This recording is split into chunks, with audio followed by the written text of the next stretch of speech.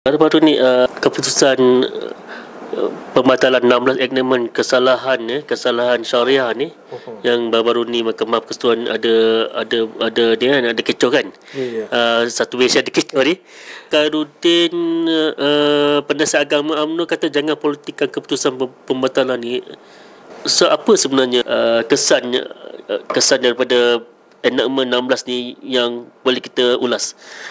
Okey, Izzat, yang pertama sekali kita kena clear ya bahawa isu di antara pertikaian di antara Mahkamah Syariah dan juga Mahkamah Persekutuan yang mana akhirnya 16 perkara dikeluarkan daripada enactment Mahkamah Syariah Kelantan ni. Yang pertama sekali kita kena establish bahawa benda ini adalah lebih kepada bidang perundangan yang tidak sama sekali melibatkan UMNO khasnya. UMNO tidak ada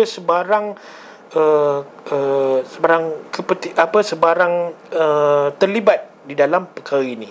Jadi tidak wajar untuk saya tengok di media sosial banyak orang mempersalahkan UMNO seolah UMNO adalah sebahagian daripada mereka yang buat keputusan. Tak kena tak betul sama sekali.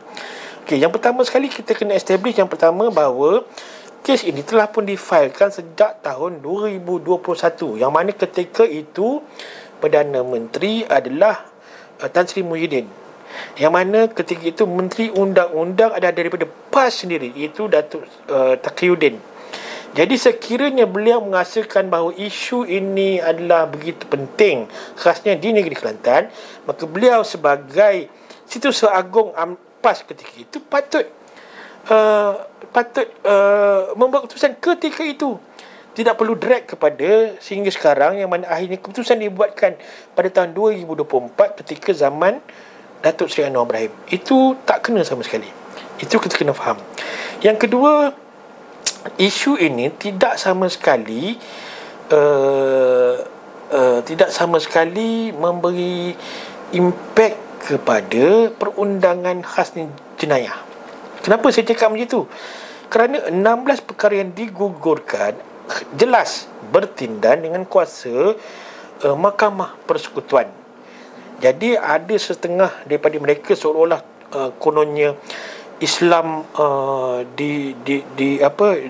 seolah-olah jenayah boleh dilakukan di Kelantan, boleh minum arak, boleh berzina, berjudi. Saya tak faham dari mana mereka dapat fakta-fakta ni.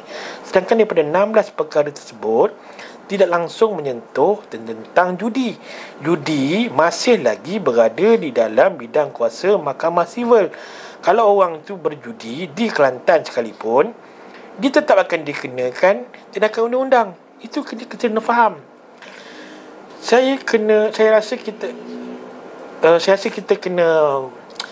kena faham bahawa isu ini kita kena perhalusi sebetulnya. Dari satu segi kita kena lihat dari sudut positif yang mana ianya memberi peluang kepada kita untuk memperkasakan kembali enactment di dalam Mahkamah Syariah. Ini adalah ruang yang untuk kita bertambah baik, dan sekiranya ada perkara-perkara lain yang ingin kita masukkan selain daripada 16 tu, ini adalah ruang untuk kita masukkan. Janganlah kita kata bahawa 16 perkara ni maka semua 16 perkara ni boleh dilakukan. Tak betul, kerana ianya ada lagi di dalam Mahkamah Sivil yang sekiranya sesiapa yang melakukan kesalahan tersebut boleh dikenakan hukuman, malah lebih tinggi lagi daripada hukuman tersebut.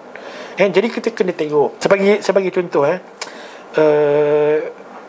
berzina sebagai contoh sekiranya pelaku zina tersebut terdiri daripada seorang orang Islam dan seorang orang bukan Islam.